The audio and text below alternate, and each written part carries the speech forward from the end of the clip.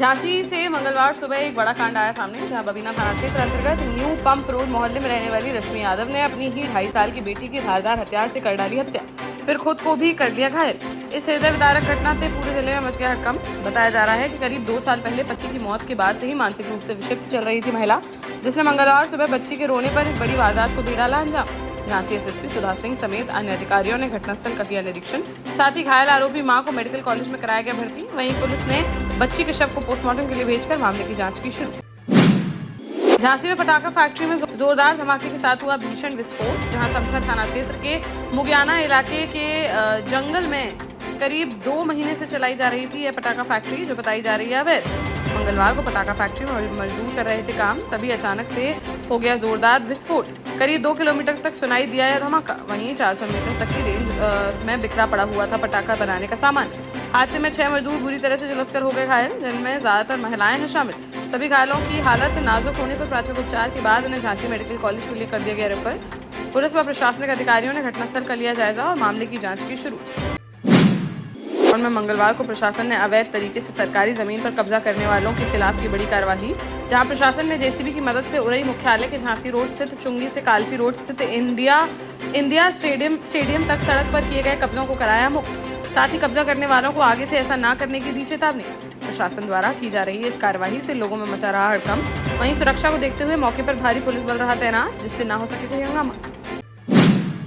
ललितपुर में टूटी रेल पटरी पर दौड़ गई केरल एक्सप्रेस, जिस पर लोको पायलट को इमरजेंसी ब्रेक लगाकर रोकनी पड़ी ट्रेन। लेकिन इससे पहले ही टूटी पटरी से आगे निकल गए ट्रेन के 3 से 4 डिब्बे, जिससे यात्रियों में मच गई खलबली और वह ट्रेन से उतर आए नीचे और उन्होंने नीचे उतरकर हंगामा कर दिया शुरू। वहीं झांसी स्टेशन पर भी पहुंचने पर यात्रियों द्वारा जमकर किया गया हंगामा। मंगलवार को मंडल रेल प्रबंधक और के पीआरओ मनोज कुमार सिंह ने बताया कि मामले की जा रही है जाँच। जिसकी भी लापरवाही आई सामने उसके खिलाफ की जाएगी सख्त कार्रवाई।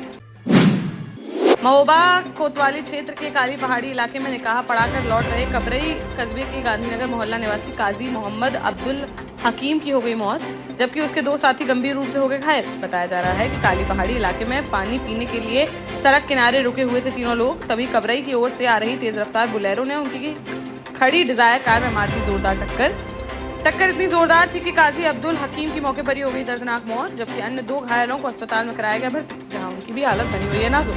मामला दर्ज करते हुए आरोपी बुलेरो चालक की तलाश में जुटी पुलिस। झांसी में बीती रात पुलिस और बदमाशों के बीच चली गोलियां, जहां झांसी में 1 महीने पहले पुलिस पर फायरिंग कर भागे बदमाश का स्वॉट टीम ने कर दिया था हाफ एनकाउंटर। बीती रात रक्सा थाना क्षेत्र में ढिकौली तिराहे पर चेकिंग के दौरान पुलिस को देख भागने लगा बदमाश सद्दाम और पीछा करने पर उसने पुलिस पर कर दी फायरिंग। पुलिस ने भी की जवाबी फायरिंग, जिसके पैर में गोली लगने से बदमाश हो गया घायल, जिसके बाद उसे कर लिया गया गिरफ्तार, जिसे इलाज के लिए मेडिकल कॉलेज में कराया गया भर्ती। बदमाश डबरा में ज्वेलर्स के यहाँ कर चुके थे 50 लाख की लूट करने के लिए रैकी, लेकिन वारदात करने से पहले झांसी में पकड़ा गया था गैंग का एक सदस्य इमरान और अब दूसरे बदमाश सद्दाम को कर दिया गया गिरफ्तार। वहीं गैंग के तीसरे सदस्य की भी की जा रही है तलाश। जालौन में मंगलवार को आंगनबाड़ी कार्यकर्ताओं ने विभिन्न मांगों को लेकर उरई कलेक्ट्रेट में किया प्रदर्शन, जहां आंगनबाड़ी अधिकार संयुक्त मोर्चा उत्तर प्रदेश के तत्वावधान में आयोजित इस प्रदर्शन में कार्यकर्ताओं ने जिलाधिकारी के माध्यम से मुख्यमंत्री योगी आदित्यनाथ को भेजा ज्ञापन, जिसमें उन्होंने मांगों को पूरा किए जाने की उठाई है मांग। साथ ही चेतावनी देते हुए कहा कि अगर 14 अक्टूबर तक उनकी मांगे नहीं हुई पूरी तो वे बड़े आंदोलन के लिए होंगे बाध्य। झांसी में करीब 4 वर्ष पूर्व अपनी 12 वर्षीय चचेरी बहन के साथ दुष्कर्म की वारदात को अंजाम देने वाले आरोपी को लेकर कोर्ट ने सुनाया बड़ा फैसला, जहां चिरगांव थाना क्षेत्र में रहने वाली 12 साल की मासूम बच्ची के साथ 5 मई 2020 को उसके चचेरे भाई सत्येंद्र रहरवार ने की थी दरिंदगी। 4 साल तक चले ट्रायल के बाद कोर्ट ने आरोपी को दोषी करार देते हुए 20 साल के कारावास की सुनाई सजा, साथ ही 25,000 रुपए का लगाया गया जुर्माना। विशेष न्यायाधीश पॉक्सो मोहम्मद नियाज अहमद की अदालत ने मंगलवार को सुनाया फैसला। ललितपुर में 16 दिन पहले दबंगों द्वारा की गई मारपीट में घायल युवक की सोमवार सुबह उपचार के दौरान हो गई मौत, जिस पर बीती शाम परिजनों ने शव को एसपी आवास के बाहर रखकर किया प्रदर्शन और हमलावरों पर कार्रवाई किए जाने की उठाई मांग। जानकारी होते ही तुरंत बाहर निकलकर आए पुलिस अधीक्षक, जिन्होंने पीड़ित परिजनों को कार्रवाई का दिया आश्वासन, तब जाकर उनका गुस्सा हो सका शांत और फिर शव को अंतिम संस्कार के लिए ले गए परिजन। पुलिस के अनुसार जाखलौन थाना क्षेत्र में 14 सितंबर को 2 पक्षों के बीच हुआ था विवाद, जिसमें दोनों पक्षों के लोग हुए थे घायल, जिनमें से एक की हो गई थी मौत। मामले की जांच में जुटी पुलिस। टीकमगढ़ में नवरात्रि और आगामी त्योहारों को ध्यान में रखते हुए मंगलवार को पुलिस ने शक्ति मोबाइल टीमों का किया है गठन, जहां नवरात्र में पुलिस जवानों की 4 टीमें लगातार प्रमुख मंदिरों के आसपास रहेंगी तैनात। मंगलवार को एसपी दफ्तर में शाम 6 बजे एएसपी सीताराम ससत्या ने हरी झंडी दिखाकर टीमों को किया रवाना। दमोह में ऑटो चालकों की मनमानी लगातार है जारी, जहां मंगलवार को घाटपिपरिया से मंगलोपुर मार्ग पर छोटी तितौनी गांव के पास फिर पलट गया एक ऑटो, जिसमें 21 लोग थे सवार। गनीमत रही कि मात्र 2 लोगों को आई हैं चोटें, बाकी 19 लोग हैं सुरक्षित। बता दें कि एक सप्ताह पहले ही सड़क हादसे में ट्रक की चपेट में आए ऑटो में सवार 9 लोगों की मौत के बाद प्रशासन ने क्षमता से अधिक सवारियां भरने वाले वाहनों पर शुरू कर दी कार्यवाही, लेकिन फिर भी बाज नहीं आ रहे हैं ऑटो चालक। ललितपुर से बड़ावरा सामुदायिक स्वास्थ्य केंद्र का एसडीएम रोशनी यादव ने किया आकस्मिक निरीक्षण, जहां देखने को मिली कई गंभीर कमियां। निरीक्षण के दौरान परिसर में फैली गंदगी और कई नदारद कर्मचारियों पर एसडीएम ने जताई कड़ी नाराजगी। साथ ही स्टाफ को फटकार लगाते हुए कहा कि इस तरह की लापरवाही कतई नहीं की जाएगी बर्दाश्त। उन्होंने कुपोषित बच्चों को मिलने वाले पुष्टाहार की गुणवत्ता की भी की जांच और जच्चा बच्चा को दी जाने वाली सुविधाओं का भी जाना हाल। जालौन में चोरों ने पुलिस को खुली चुनौती देते हुए एक घर में घुसकर लाखों रुपए के जेवरात और नकदी कर दी पार।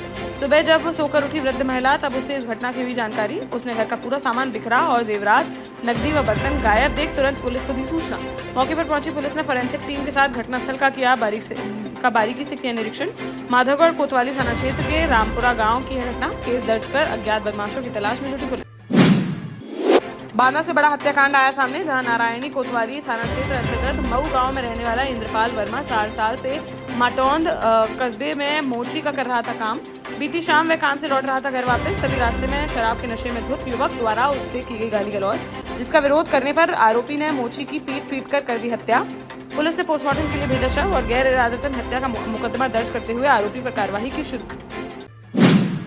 झांसी में पॉल क्लासिक द्वारा mister and Mrs Bundelkhand power lifting competition का किया गया आयोजन। कार्यक्रम में मुख्य अतिथि के रूप में समाजसेवी डॉक्टर संदीप सरावगी रहे उपस्थित, जिन्होंने दीप प्रज्वलित कर कार्यक्रम का किया शुभारंभ। इस प्रतियोगिता में पुरुषों में ग्वालियर से दीपराज कौरव और महिला में सोनिया केतहस ऑल ओवर रहे विनर।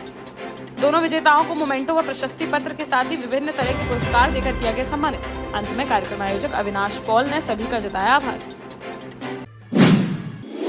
महुआ जिला अस्पताल में मंगलवार को राष्ट्रीय स्वैच्छिक रक्तदान शिविर के अवसर पर स्वास्थ्य विभाग ने रक्तदान शिविर का किया आयोजन, जिसका पुलिस अधीक्षक पलाश बंसल ने फीता काटकर किया उद्घाटन और स्वयं पहले रक्तदान कर सभी लोगों को इससे महादान के लिए किया प्रेरित। इस दौरान एसपी ने कहा कि रक्तदान से बड़ा नहीं कोई दान, क्योंकि रक्तदान से ही रक्त की कमी को किया जा सकता है पूरा। इस अवसर पर शिविर में उपस्थित सभी लोगों ने रक्तदान करने के लिए शपथ।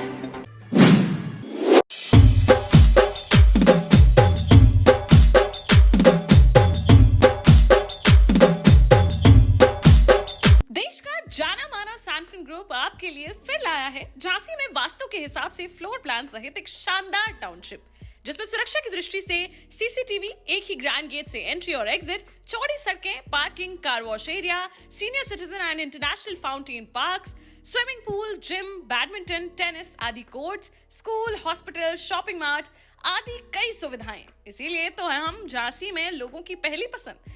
12 साल पहले अपने स्टार्टअप के साथ ही योग्य नेतृत्व, अनुभवी टीम और सक्षम सेंट्रलाइज और उत्तरदायी प्रबंधन के बल पर सबको घर गुणवत्ता के साथ समय पर घर की योजना के तहत सैनफिन समूह ने बहुत ही कम समय में 1500 से ज्यादा यूनिट्स को दिया है कब्जा। समय पर डिलीवरी से हमारे ग्राहकों में बड़ा है विश्वास और मिली है संतुष्टि।